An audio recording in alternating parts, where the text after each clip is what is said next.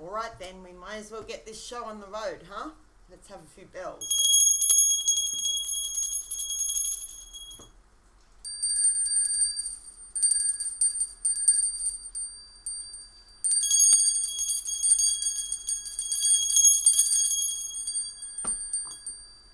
Woo time. Well, I've had this reading on the board for you for a couple of weeks, actually. I've been trying to get to this reading. The sage won't let me read for humans until I do this reading for the animals, because the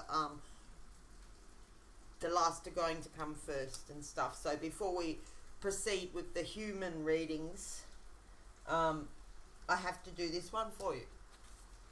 I guess there's not many vegan readers out there who are qualified to do this. So I'm not sure at all what we're going to get. I just got the question, which took me ages just to get the question from the sage, which question we were allowed to ask. It's very hot here at the moment. The storm's just broken, or the rain's just broken after days and days of humidity. So the question is, a good way to help animals in 2026. I've actually got no idea what's going to come out. I had thought I would use animal cards and things like that, but no. We've got a whole bunch of cards that aren't really animal cards, and we've got these two I Ching book here to use. And I had a real trouble getting the second book for backup. Mostly just wanted to use this Lillian 2 book, but there's a couple of printing errors in this book, so I had to get a backup book. There's a couple of lines that are just completely missing, but it's actually a really good interpretation, but I always need to use a backup book with it in case I get one of the lines that's misprinted. But Lillian 2 is a great interpreter. So, I guess we'll just start throwing coins then, shall we? It's a little bit of frankincense and myrrh. Alright. So, for the highest good. Oh, we need coins. What was I thinking? Oh, I've got spare coins here. Let's get another set of coins for us, in case we lose them.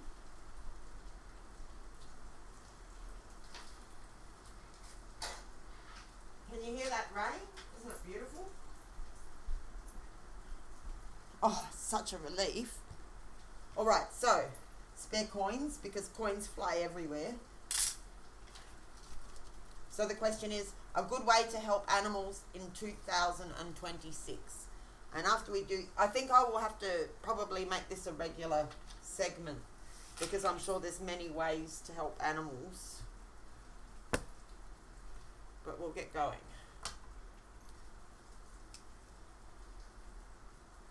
Alright. Sage, for the highest good of whoever clicked on this video, and the highest good of all, and especially for the highest good of the animals. Lots of vegans on this channel who are very receptive to helping, and also people who care about the environment. So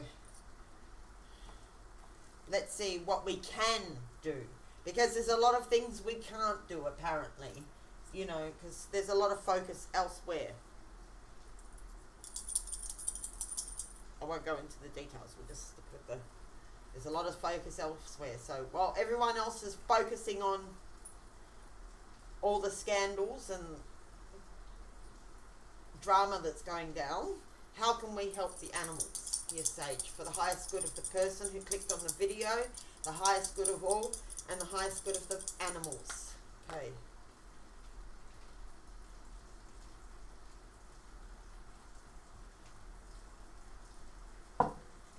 Alright, I have heads, heads, tails. So that's 3, 6, 8. Broken line. Highest good of the animals. 3, 6, 8 again.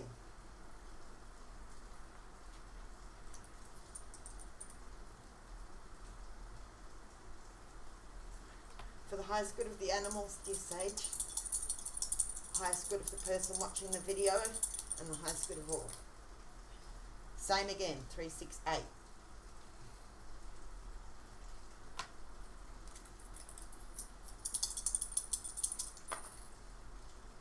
And what have we got this time? Same again.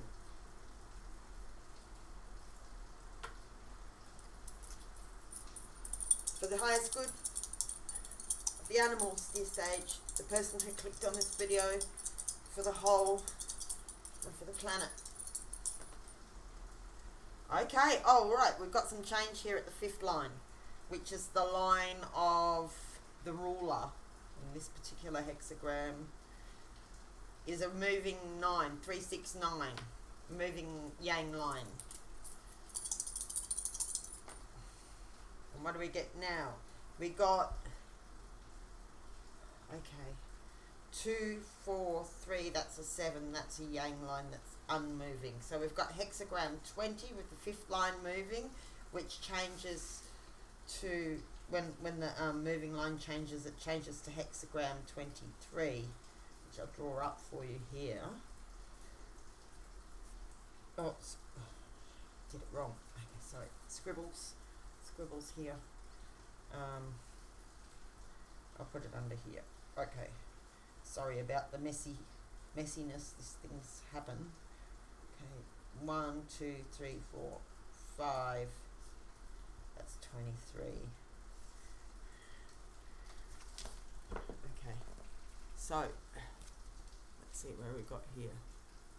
That's hexagram 20 there, which is observing, which is like a tower, but it's like an observation tower. And 23 here, which is splitting apart. Okay, so, all right. We'll just see if we've got any more hexagrams to go with that before I start interpreting. Okay. This could be a long one, although not really long because there's only so much battery. We've got 65% battery or 60% battery, so we'll see how it goes.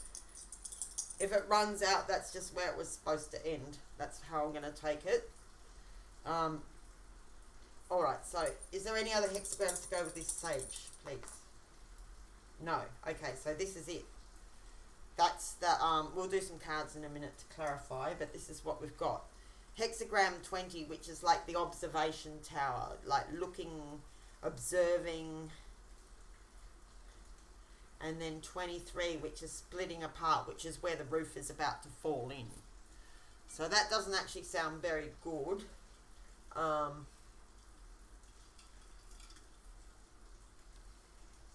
Although it could be, you know, it's not necessarily... It's a warning of some sort. Whether it's a warning to you, your adversaries, or the animals themselves is not apparent, but it's some kind of a warning. We'll have to clarify that. Alright, so 20. 20 is about observing. It's like, gives the image of a watchtower, and you're on the top of the watchtower. And when you're up there observing, you can also be seen better. It's just like the higher you rise, the more you can be seen. So it's like watching and being watched. And then you've got moving line 5, which I can't actually remember what that's about.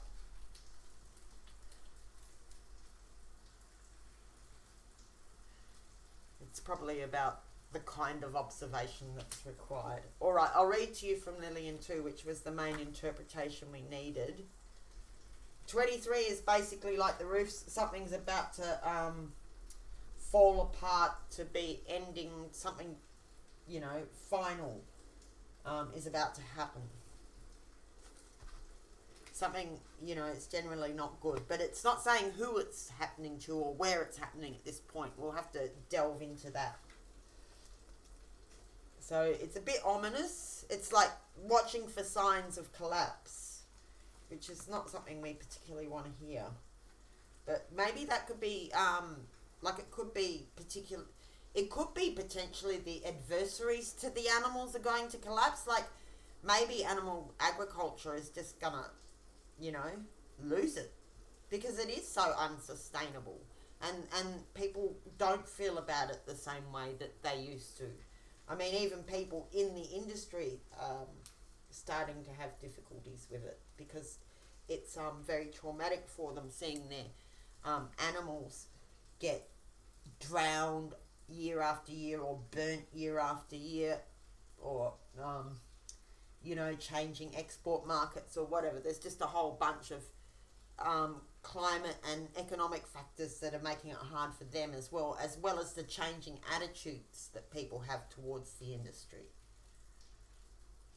Oh, okay. So anyway, here we go. I'm going to read from this particular interpretation because this is the only one with this backup that the sage wanted you to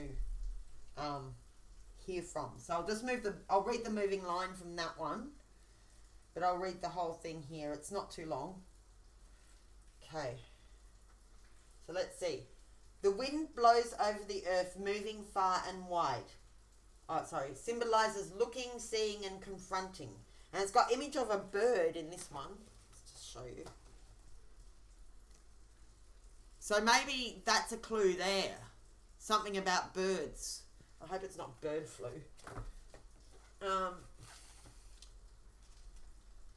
Okay, it's something about having an eagle eyes view. Taking a bird's eye view of the situation. The wind blows over the earth, moving far and wide, gently observing the people and the land, even as the grass bends to the easy grace of its power.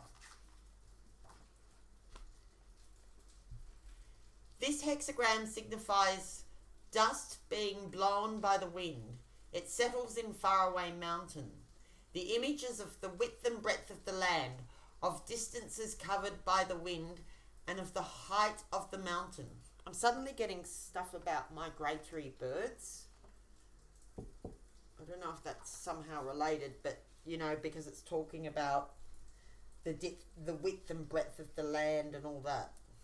So maybe bird migration, maybe we can help the birds who are...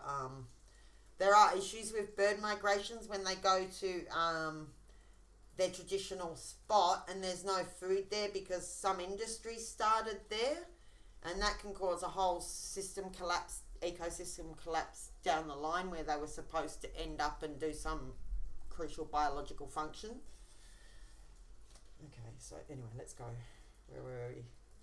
The hexagram suggests that success must be found elsewhere, in another part of the country or even abroad. There is also a suggestion of contemplation, of being lord over all you survey. This is going to apply differently to whoever is tuning in, I guess, because we've all got different angles that we do our work for the animals in. So maybe there's a move for some of you here.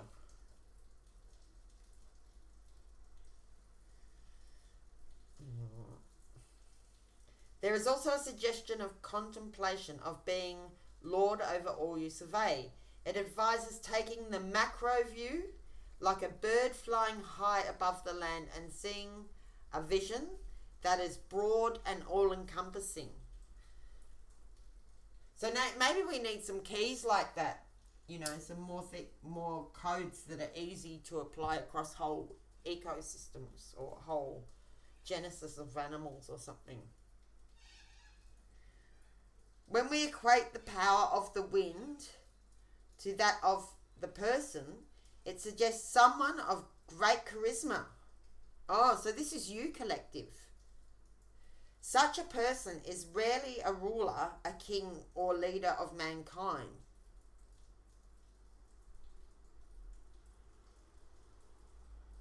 Oh, no, is surely a ruler.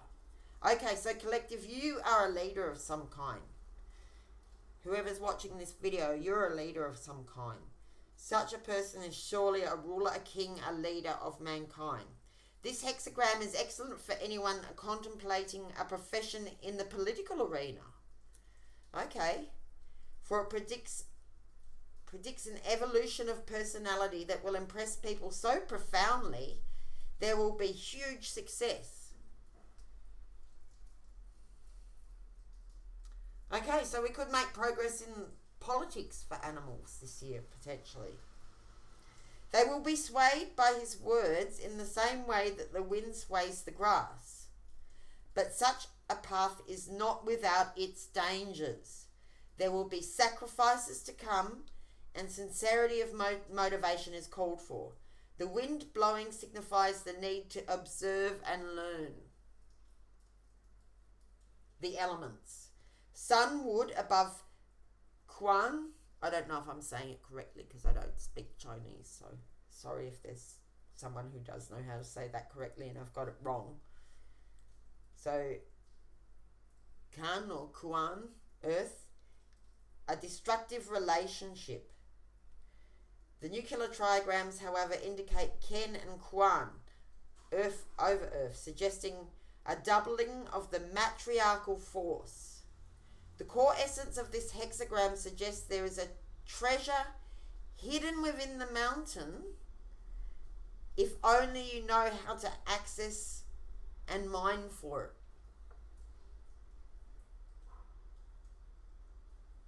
Okay, so there is a way forward, but you're going to have to take a bird's eye view, a real macro view, to be able to find the hidden treasure of how to go forward. So the treasure is, by taking the macro view, you lock onto some key that's going to help. Okay. So you got line 5, which says, the prediction for this line is very good. Success is indicated in all you undertake. Although the further away you stay from home, the better your achievements. Illness will see recovery and family life is excellent. So there's a need to get out of your local area by the sounds of it, maybe, or to do activism further from home. Whether that be on the internet or off the internet, you need to get out of your geographical lock somehow. So I'll just read the moving line from this one, which is the Idiot's I Ching, or I Ching for Idiots.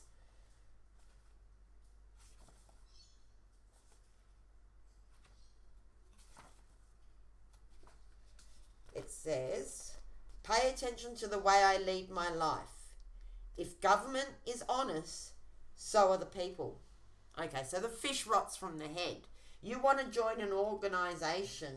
If you are going to be joining any organisation, you need to see the way in which the leader behaves, because if the leader is dishonest, then the corruption's going to be rife through the whole administration. We have a very practical example of this before all of us, I'm sure. So pay attention to the way I lead my life. If the government is honest, so are the people. So I guess that's about, here it says, setting a good example for your subordinates or children. So yeah, the power of demonstration, I think.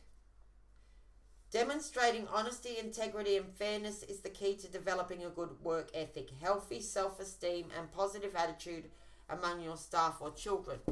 Okay, so yeah, I'm getting that you may have to do a lot of just modelling how it's done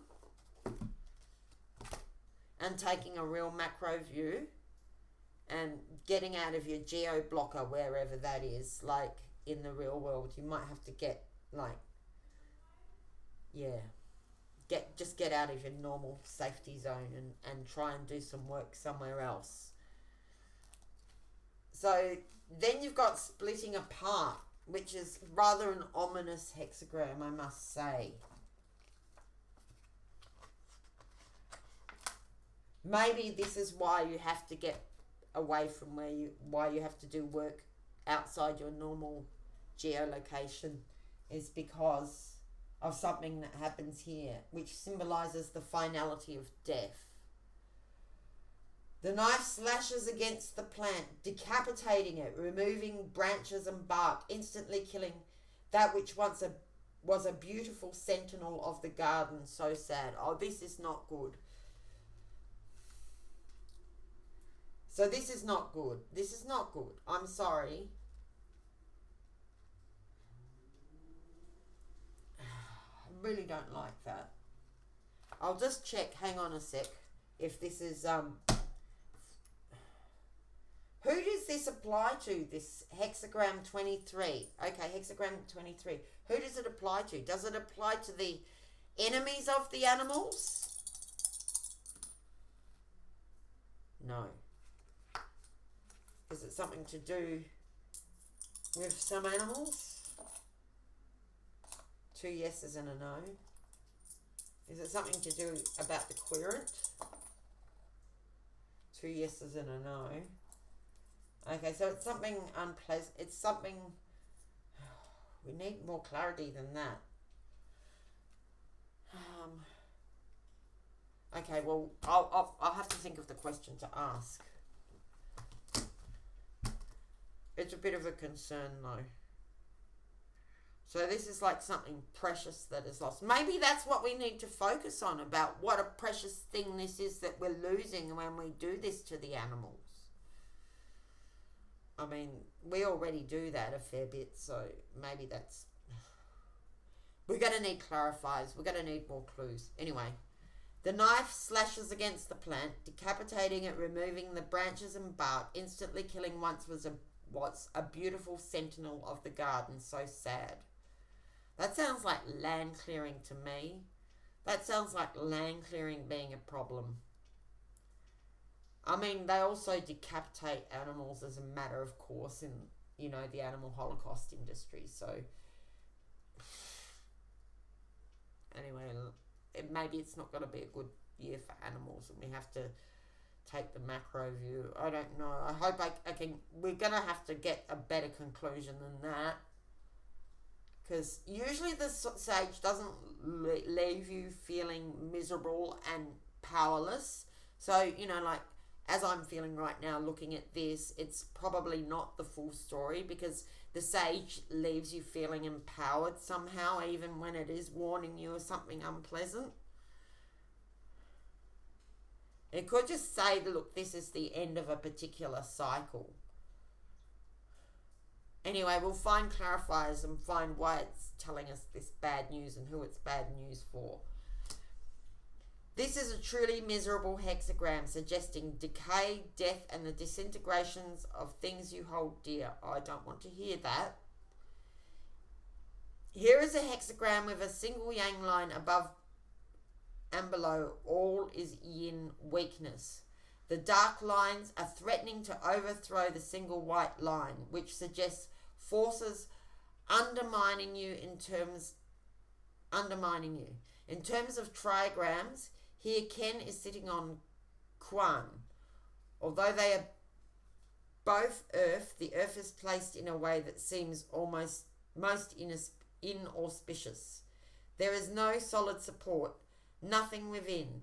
The hexagram indicates misfortunes in activity.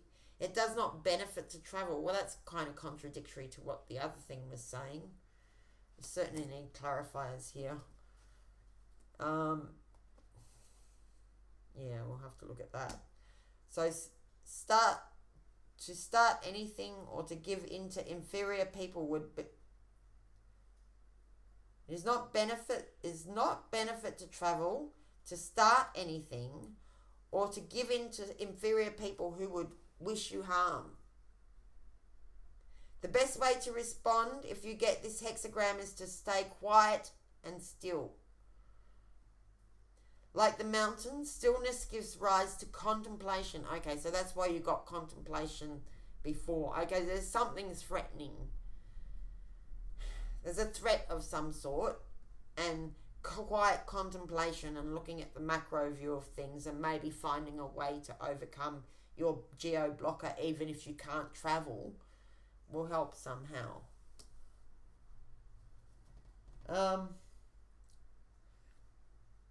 Like the mountain, stillness gives rise to contemplation and is also in the rhythm of the attributes of the hexagram. If you're being confronted by someone, the best response is to submit. This is not a time to be a hero. It is not cowardice that makes you surrender, but wisdom that encourages you to survive, to fight another day. Okay. That doesn't sound like fun at all. All 4 trigrams, particularly all 4 trigrams, primary and nuclear, are earth. There is therefore an excess. In other words, there is too much darkness. This does not appear auspicious. Okay, so it's a tough year for the animals, I think. Unsurprisingly, I mean, the worst of the worst are out there, violating them and their habitats in any way possible. They've even got these, like in China now, these high-rise factory farms, and they've got robots killing animals now. And, you know, habitat destruction is just going hell for leather. It's not much fun. I think, you know, these people are really going to pay for what they have done. I've been getting that quite clearly. This may be the form in which their karma arrives. Let's get some more clues, please, Sage. This is a bit difficult to understand. Okay.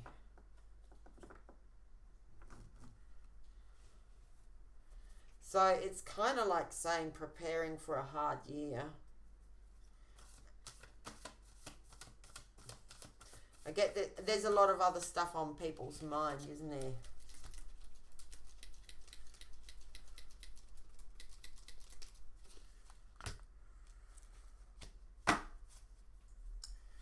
Please clarify, Sage, through these cards here. What else can we know about this situation? How can we... A good way to help animals in 2026. I'm not happy with this bad news, basically. I'm saying you're going to have to look at it from a higher perspective.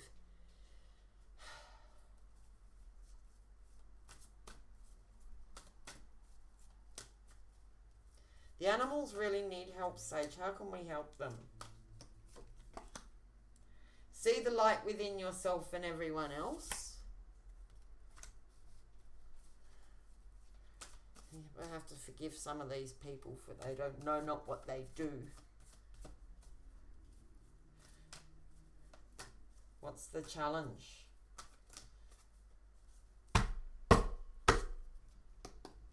What's the challenge, please? Good way to help animals in 2026. What's the challenge?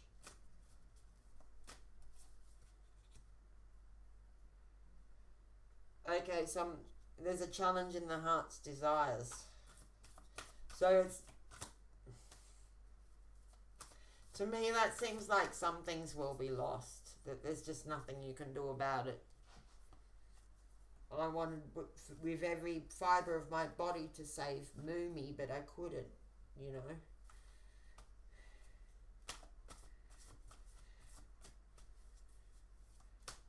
There may be some things that just have to be accepted. This all works for the good, though. It always does. Like the sage is giving us this reading for a reason. I don't understand yet. Please explain something helpful here in the helpful section. How can we... A good way to help animals in 2026. Let go. Walk away from this situation in order to resolve it. So there's some situation that just it's going to collapse. There's no way to resolve it.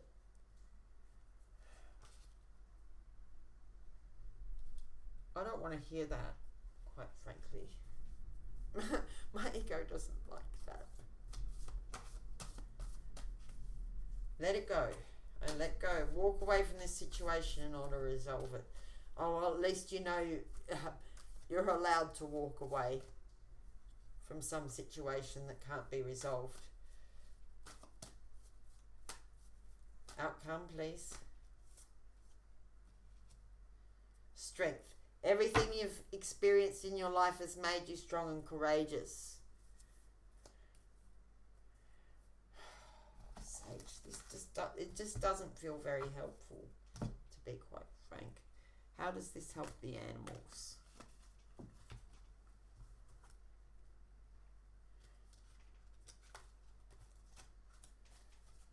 And I don't know why I've been given these cards instead of other cards, but here we go.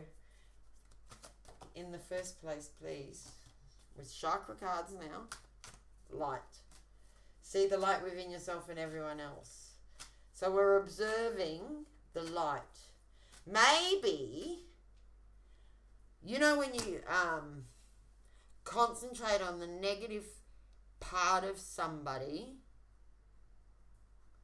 it kind of helps bring that part out of them. So maybe by concentrating on the light side of the situation, you can enhance that. Kind of like the water crystals. You know those, when they put the words on the water crystals, and like when they say gratitude and thank you and all of that, that it makes a beautiful water crystal. But when you think negatively, the crystal deforms and stuff. So maybe that's part of the healing, is just to see the light even when it's really difficult. I mean, because this is all in the background of some kind of finality of death, sort of observing something collapsing, and there basically not being a whole lot you can do about it other than get our way from the collapse. I guess forewarned is forearmed. There's no use leaking energy into a situation that can't be resolved. Maybe it's about that. It's like picking your battles, knowing which one, you know, what's a fight you can't win, and concentrating on the ones that you can. Because, you know, there's a lot of death around, basically. I mean, we've been getting this for months, all this death energy. It's really intense. There's a lot of things that are just winding up. Okay, that one wanted to come out. Faith. Hope, support, miracles, and spirituality. Okay, so whatever this death and destruction is, it's working for the good in the end. It's,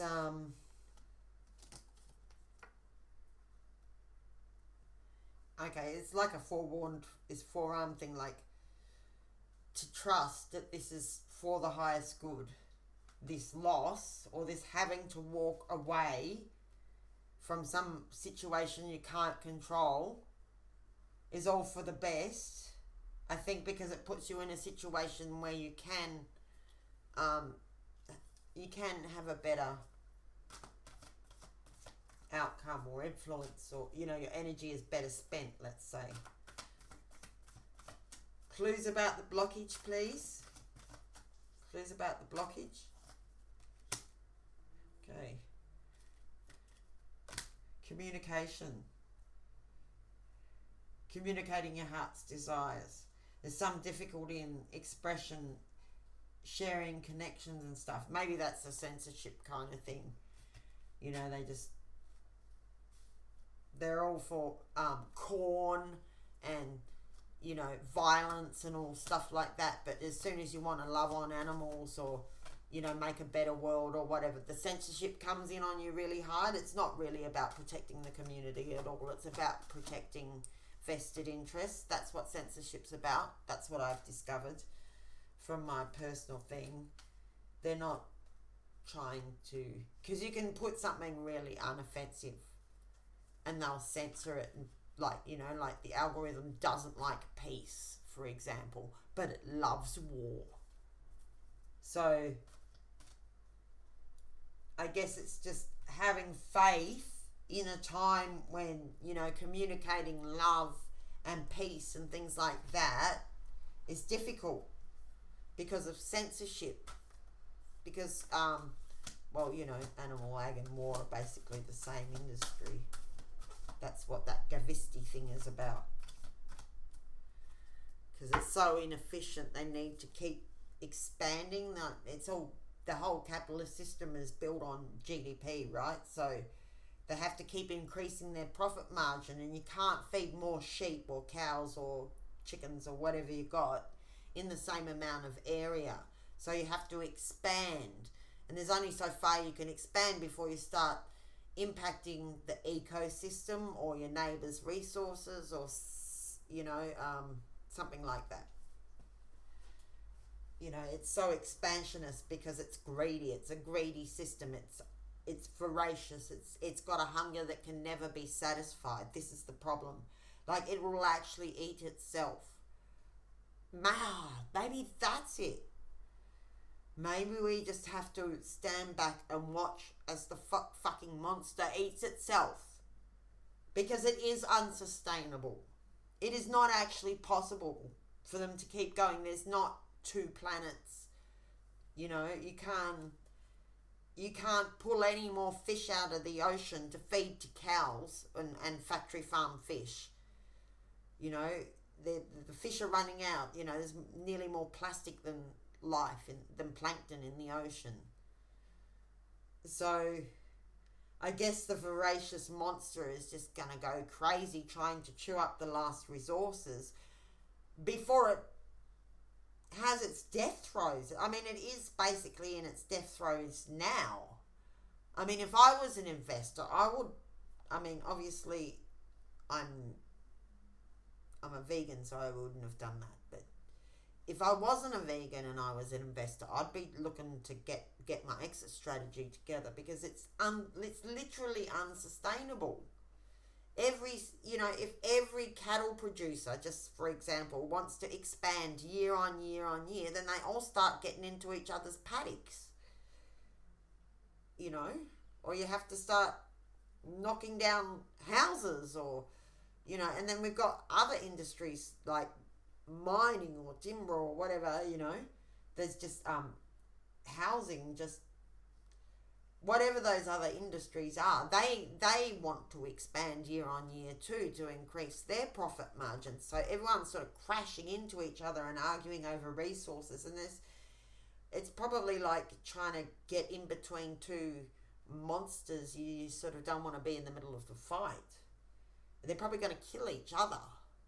And then the vegans will be all right, but you have to watch this whole horrible thing go down first. Horrible. I mean, this week in Australia, I don't know how many cows and sheep drowned up north and how many wildlife burnt down south. But as an empath, I could feel that scream of all those innocent lives, struggling to hang on, and then, being taken by the elements. And I couldn't honestly care less about the farmers losing their money. The harmers, I should say, losing their money, because they're doing the wrong thing. I care about them as human beings, but I don't care about the industry. The industry needs to go. Like, I'm very sorry to the actual human beings who, are having a hard time and everything. I don't wish them ill, but they can't keep doing what they're going to do. It's like literally not possible. So, okay, we have to stand back and watch the monster. When monsters are dying, that's when they're most dangerous. They thrash about in this really desperate fashion, and I guess it's just like, get out of this. Similar to that last reading with 2 readings ago, with the snake's head being cut off, and get out of the way. When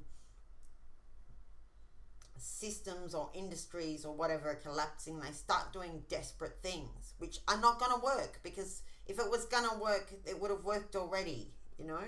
It doesn't matter if they come up with something new. It's the time for this paradigm is finished. It's not just unsustainable on a planetary sense. It's psychically unsustainable. There's too much horror in the noosphere. There's too much psychic pollution. There's too much water pollution.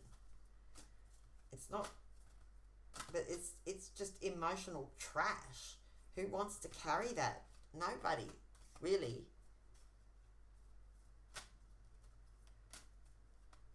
Okay, help us guidance for this letting go. Okay, so we've got eggs. There does seem to be a bit of a bird theme going on here. Belonging, community, culture, tribe, family.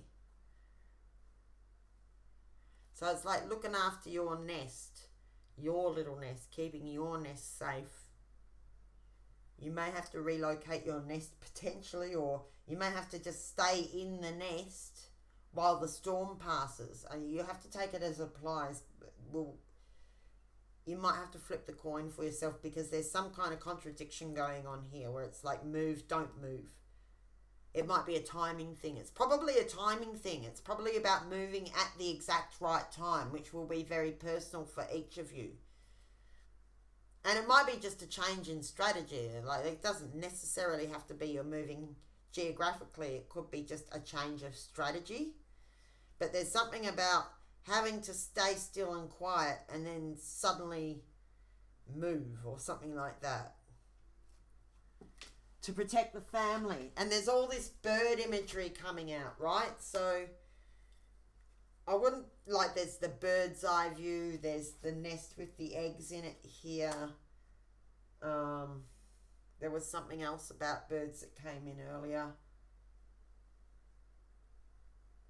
So birds might be significant, like somehow. Protecting the bird population. Oh, about the migrating birds. Okay, so birds need support, I think. I think we're going to have to help the birds. I think birds, probably because they're losing all their habitat and because stupid countries are bringing in stupid laws about not feeding wildlife and things like that, because they're basically Grinch. They're Grinch in a stiff suit. So, you know, they don't want anyone thinking there's such a thing as a free lunch, and that includes the ants and the birds and the bees, you know. But birds and bees don't have credit cards. They can't go into the 7-Eleven and buy a lunch on a credit card, or a, you know, they can't wave their telephone or whatever at the reader. Like, so we have to help them out. If they're losing their trees, if they can't get any water, we have to feed the birds, right? Basically, we have to, and we have to protect the birds. And there could be some difficulty with that, with bird flus, and like having to keep the water really clean and keeping the feeding spots really clean and making sure there's good hygiene with that sort of thing, so that there's no spread of diseases of whatever sort may be arising. But when the habitat comes down, that's how zoonotic diseases arise, right? So these people, you know, they're melting they're cutting down the forest and going into places where they really shouldn't be disturbing, and they're digging up old diseases and releasing bacterias and whatever. You know, there's wild animals are interacting with factory farmed animals or just conventionally farmed animals, and they're sharing diseases. And this is all very dangerous.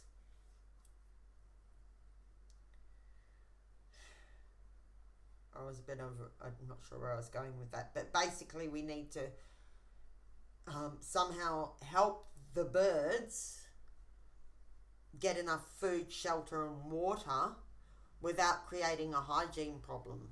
And so zoonotic diseases are coming up because they're cutting the forests down, which brings both industry and family pets and wild birds into danger, and even humans, right?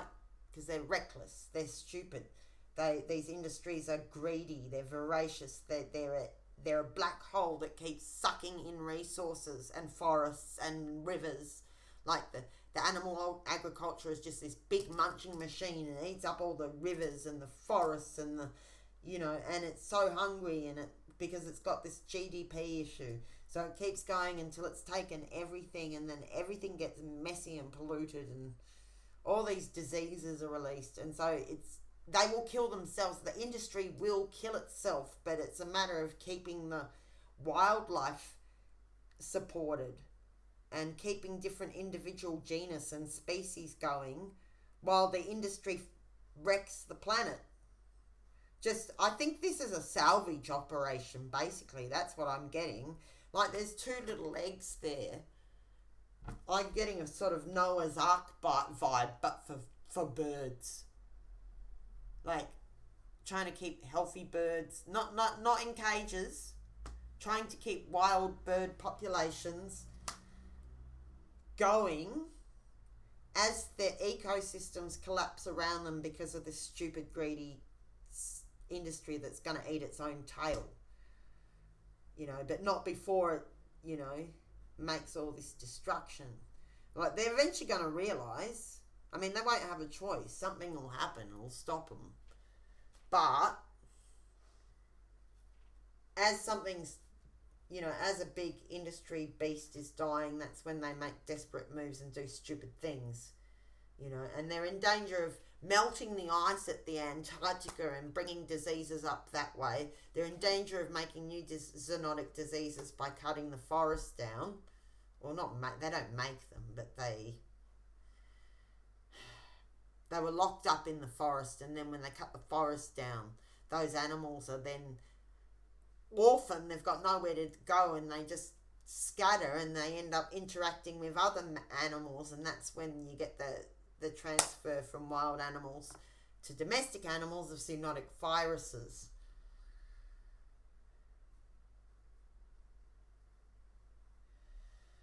So yeah, protecting birds, maybe some people need to check on the macro view of the birds, like counting the numbers, the statistics about birds or something like that, their migration patterns, how much food they've got.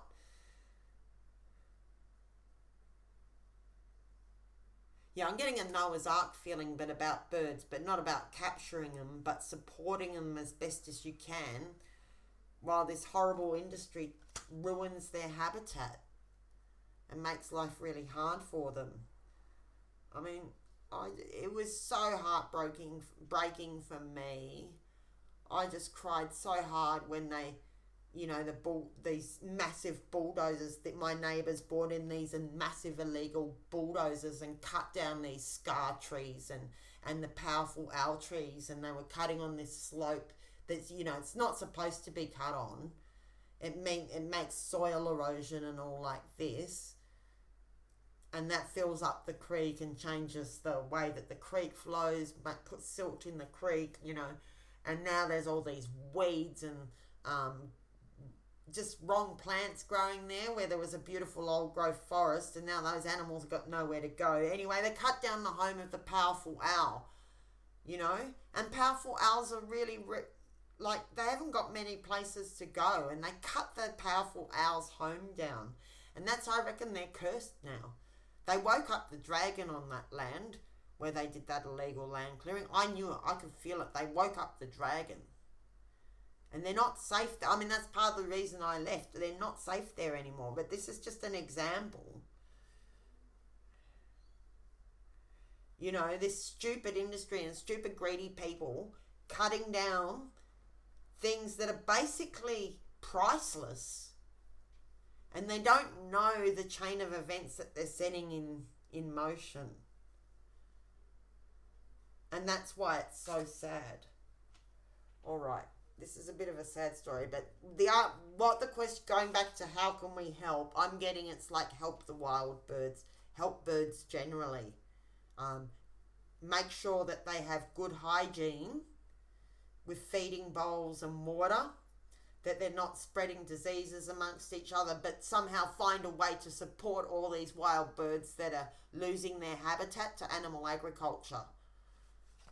And also the birds that can't eat, who normally eat fish but can't eat because of the greedy, stupid people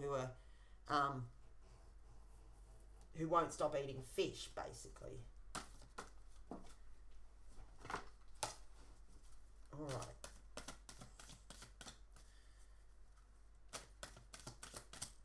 So outcomes, so strength. This is all making you stronger. I guess it's just getting your skills as animal advocates going.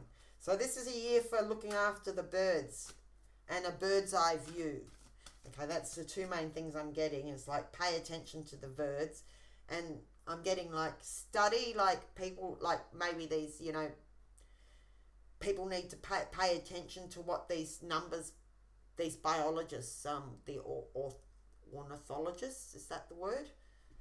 These people who actually study birds and their habitats and take the numbers and the statistics, like we kind of need to listen to them if they're warning us, you know, there's not enough food for these particular migratory birds, or there's not enough fish for this particular bird, that's important to listen to, because the situation really is on the brink of collapse.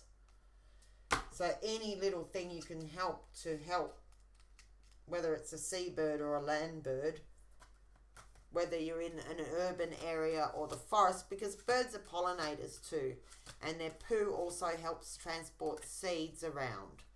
So, you know, some people have got things against pigeons, but like they're still performing a really important task in the ecosystem, and they're beautiful birds, you know.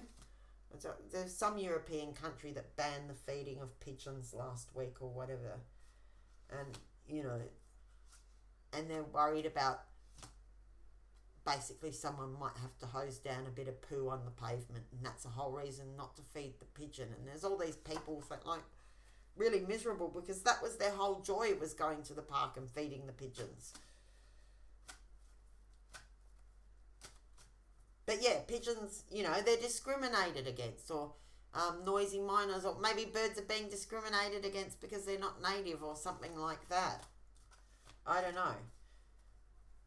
But, you know, there comes a time when you'd be glad to hear a non-native bird sing rather than no birds singing at all. There would be nothing sadder than realising you're basically losing this bird song from your mornings, slowly but surely.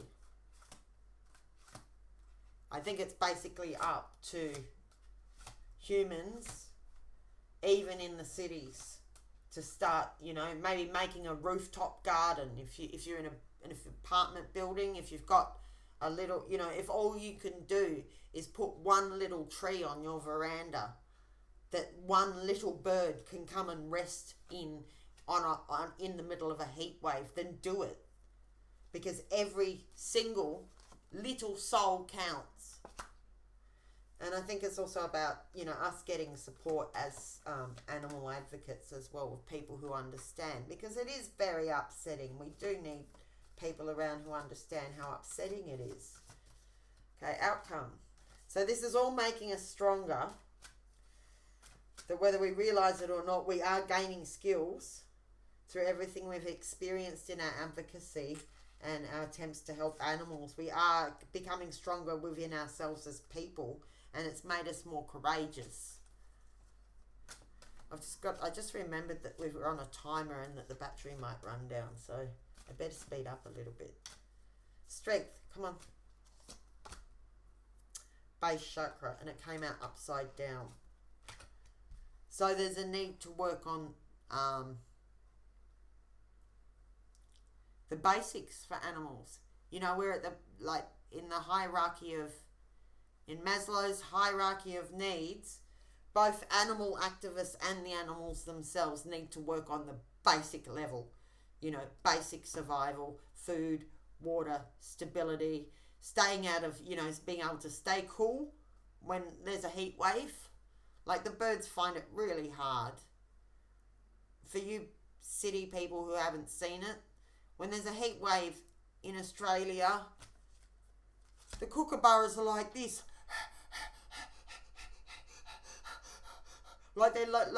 They can barely cope, you know? Like, all these birds, all these wild birds in these heat waves are like this, just trying to let heat out from under their wings. So if you can put a little sprinkler on for them, put a bowl of nice clean fresh water, so there's no diseases transferring, a little bit of species appropriate food, you know, because some birds aren't supposed to eat bread, some birds aren't supposed to eat fruit, whatever, but they know what they're allowed to eat. Like, they know, but, you know, obviously vegans are not going to be feeding birds McDonald's. So, you know, probably don't need to worry about that. But in case there's some non-vegan listening to this, you know, we don't feed kangaroos McDonald's. We don't feed, you know, you don't feed kangaroos white bread, you know. You don't give certain sorts of animals... You basically don't give them human junk food. That's a good start. If you just don't give them human junk food, that's a really good start. Most of them know what they are supposed to eat and not supposed to eat. Oh, I just got told to tell you, frangipanis are not good for some birds. They're poisonous. So, oh yeah, so there's that thing about planting trees, planting habitats. Okay, yeah.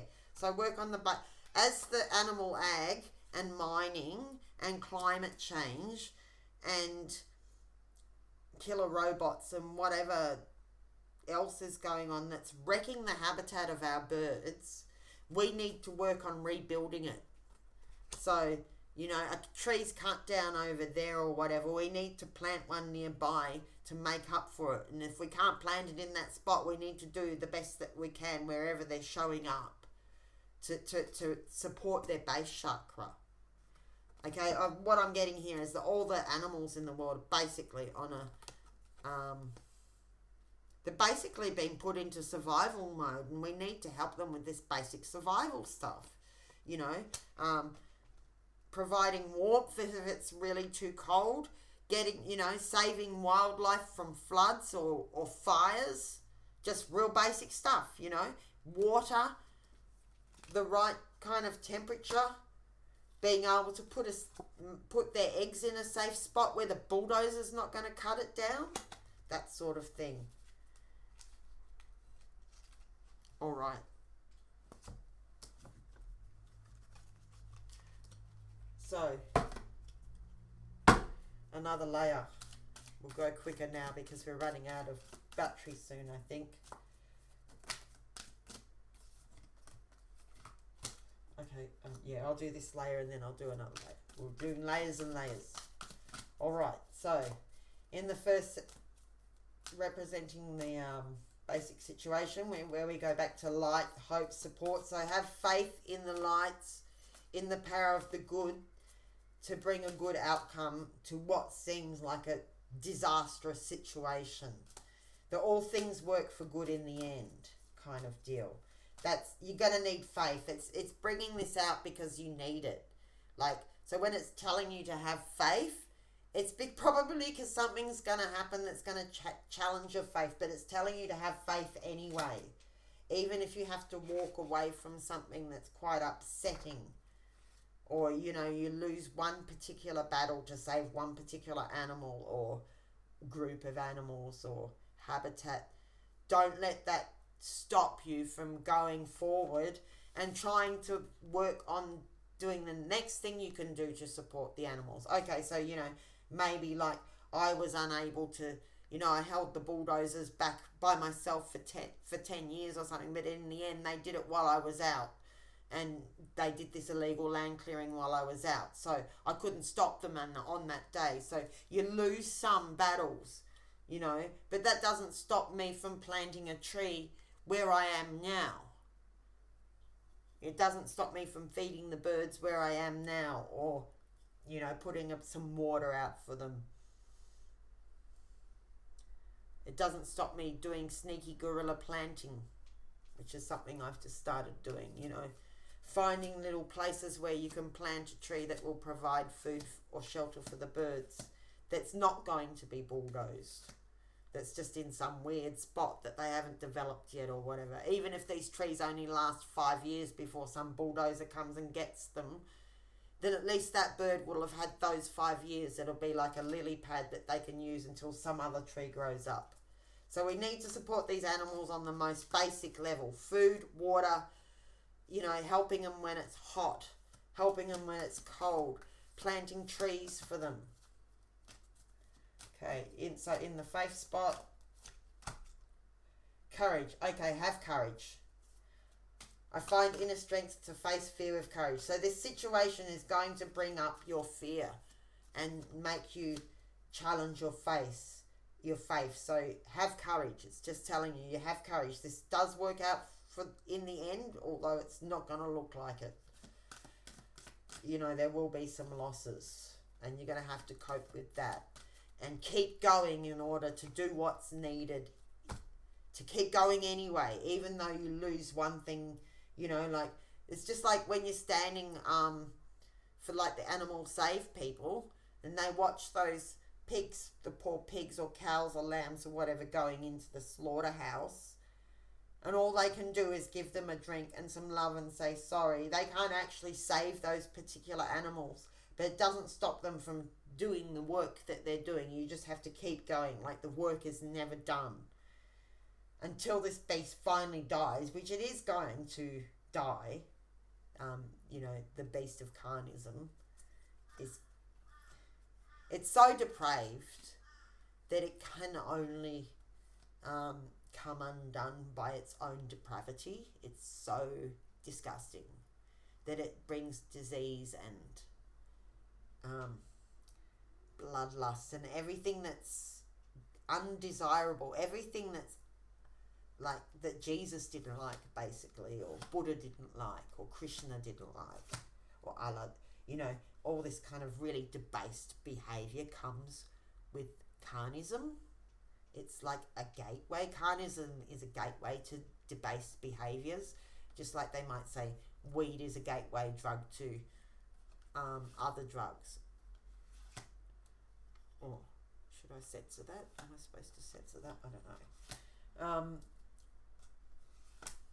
Carnism is a gateway drug to other debased behaviours.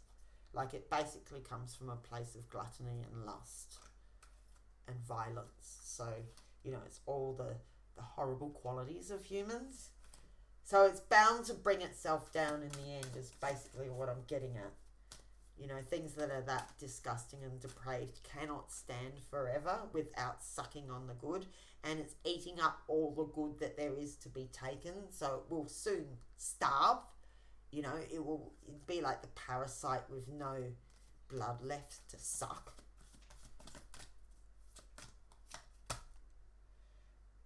Okay, so pride could be an issue with communication, is to watch out to be too proud. Funny it should tell me that.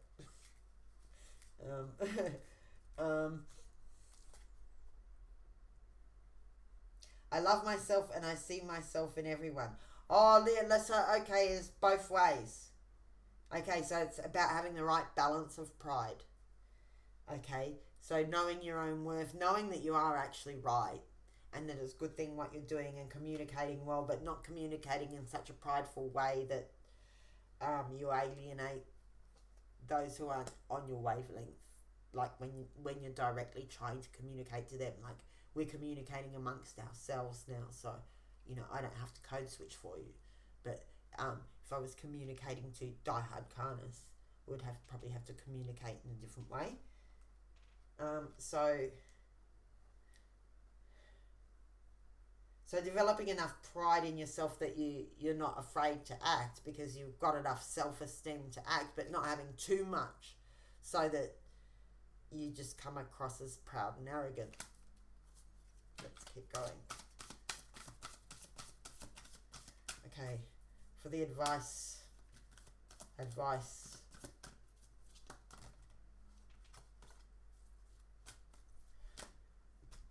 So I just noticed something about this. It's got letting go and it's got family. So that's another sort of contradictory thing too. It's like, I guess it's about realizing who is and isn't in your family, and maybe just letting go those who are not your true family. And I mean that in a spiritual sense. I do not mean that in a blood sense. I mean it in a soul sense, not a blood sense. Because, you know, I don't need to explain that to you. You know, you wouldn't be here if you hadn't had some issues with your family at some point. All right. Guidance, please, for the animals. A good way to help the animals in 2026 in the action section, please. Failure. Okay, so that's... Okay, it's just basically learn from your mistakes. I understand that a mistake is only an opportunity to learn. And so there's obviously something that doesn't work out the way that you wanted it to. You know, for myself, I've already just described what happened that didn't work out the way I wanted it to. There's no way I wanted them to illegally take the powerful owl's habitat down and expose the creek to soil erosion and, do illegal land clearing. And now there's all weeds there. Like the bulldozer brought in all these weed seeds on its tires, and now where they took out this beautiful forest supposedly for fire, like hazard reduction, now there's grass that's as tall as me growing in that spot, that's like blady grass, like kerosene grass, and weeds that they now have to spray or with Roundup or do backbreaking work or whatever, like they've basically created more problems than what they started with. The forest was moist and damp, and now they've got this hillside full of weeds and kerosene grass and no powerful owls, and the animals are all displaced and they got injured. Like when it's a long story. Basically, I saw a whole heap of injured animals. It was just disgusting and horrific what they did, how many animals got injured and lost their homes, and the person who did this illegal land clearing promised to be there and they never were there, and there were all these injured animals, and it was just heartbreaking. And then all those animals came to my sanctuary, and then these dogs all started attacking the animals in my sanctuary, and the nasty neighbours were laughing. So it's like just disgusting. So laughing as the native animals were getting ripped to pieces by their dogs, and these people are supposed to be, they're fake environmentalists basically. So that's, I guess, like, you just can't, you can stand there in front of the bulldozer for 334 days a year, and then the day you go to town to go and do your shopping, and they go and do this terrible thing that just leads to this chain of, unintended consequences, because the people they're not really in tune with nature. They just think in a mechanistic way rather than tuning into the consciousness of the land. They're driven by profit and greed and really conventional ideas that don't really fit anymore, and they make these horrible mistakes that just have consequences for 10 years.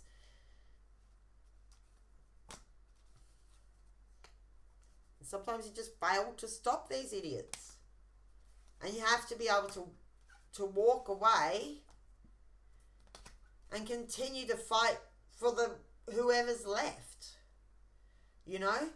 They killed they destroyed the home of the powerful owl, but there's some nice parrots or something just down the street where you lived, and you can put some seed out and some water out for them, and it's not the same, but it's what you can do, because every single life counts at this point.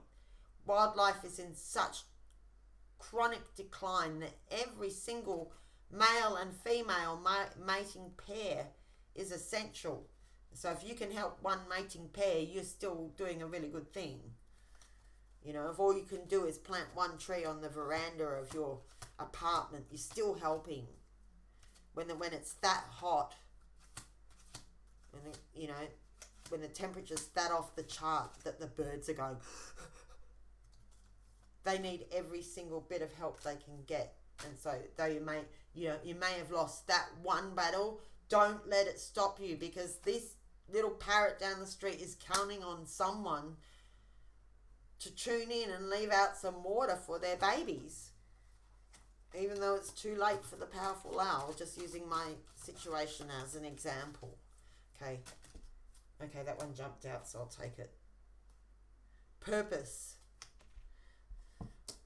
I know who I am and what I'm here to do. Well, if there's one group of people who are clear about their purpose, that is people who love animals and have decided to take on the care of animals, or, you know, some aspect of the environment. They're some of the most determined people I know, because they're not driven by profit. They're not driven by ego. You know, they're driven by something much deeper. So, the purpose is to strengthen the animals at the base chakra this year, particularly the birds. Strengthen them in their basic survival, because that's where they're at. They're struggling for basic survival. So we've got to strengthen them, do root work for the animals, basically. Good, like as in positive. Strengthen their base chakra by making sure their basic needs are taken care of, so that they can move up and ascend too. And that doing that's going to strengthen you back. That is your purpose. You already know that. That's why you clicked on this video. Okay. One last round of clues before the battery runs out. Okay. We've got picture cards here. So in the courage department, what's significant about that? Oh, I actually pulled 2 cards for each section because they're pictures. 2 in here. Okay, generosity and jealousy. Okay. People may be jealous of how you know what your purpose is, and the generosity that you show to the animals. Or maybe there's some generosity coming towards you for the work that you do, and somebody could be a bit jealous about that. I think a lot of people are subconsciously jealous of vegans having such a clear purpose and such a passion for what they do, for having something outside of themselves that matters other than petty appearances and making money and boring stuff like that. All right, block.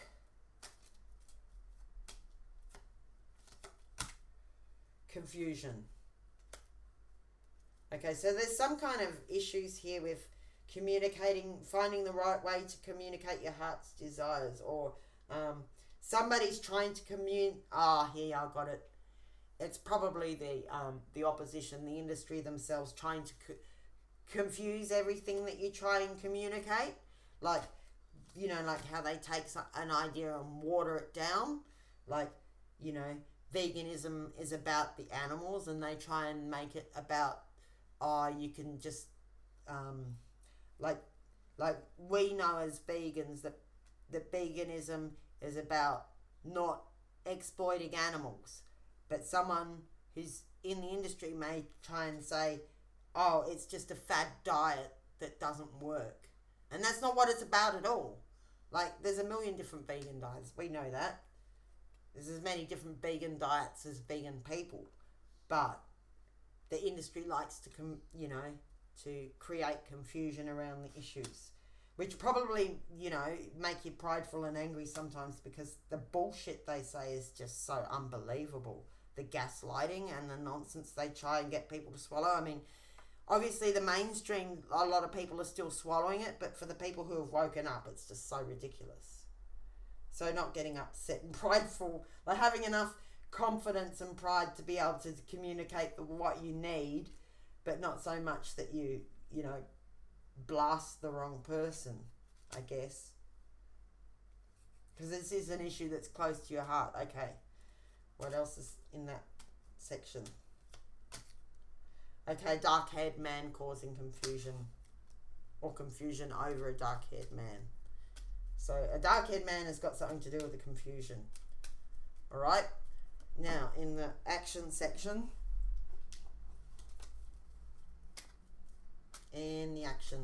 I am so hot here. It stopped raining and it's so hot.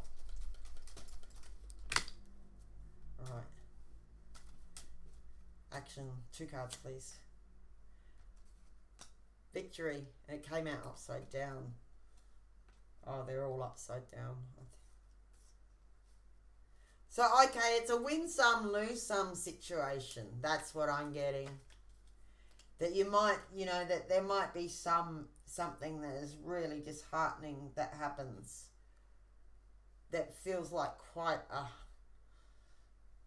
painful loss, but that you also get some victory here after you walk away or whatever. There's some victory here to do with family, community, culture and tribe, and to do with helping the birds in their nests there.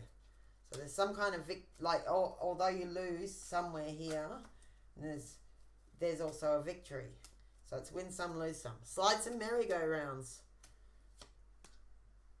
Okay, so there's a blonde, a fair or grey-haired woman somehow connected in with this victory.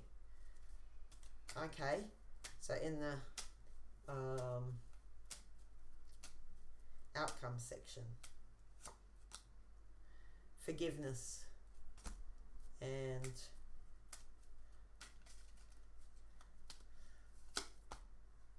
judgment. So I think we're all going to be judged for how we've treated the animals. I think that's the bit that these religious people miss out on. Or, they just don't get that the animals are a big part of how we're judged, is like how we treat the earth and our animals. It's not to say it's the only metric, but that some people don't include that metric when they're thinking about whether they're a good person or not, whether they've done right or wrong. They need to take the animals and the earth into account. But I think here that we get forgiven for not, we may feel not so great that we couldn't save every animal, but we need to forgive ourselves and not judge ourselves for not being able to save every animal, because it's, the forces out there that are being destructive are just incredibly, and they're at their worst right now. And we're forgiven as vegans. We do what we can to help. We're not out here creating horrible karma with animals or for the planet. And it also affects humans, what people do to animals. All right, throw the dice. Something to know about a good way to help animals in 2026. A message for the collective. It's 8. So that's something to do with a deal. Being able to make some kind of a deal. Somebody might have a deal for you, some kind of an offer. An opportunity or something like that. All right. Okay, so you're going to have to look at the bigger picture. It's going to be some wins and losses. Supporting the basic needs of the birds is somehow very important, and getting a bird's eye view. Not just the birds, obviously, there's all sorts of animals, there's all the animals need help.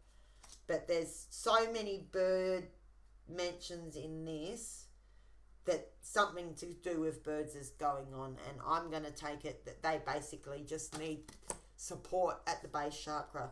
We've got to support the basic needs of birds to keep seeds spreading, they're doing amazing ecosystem services, and we're going to be stuffed without them.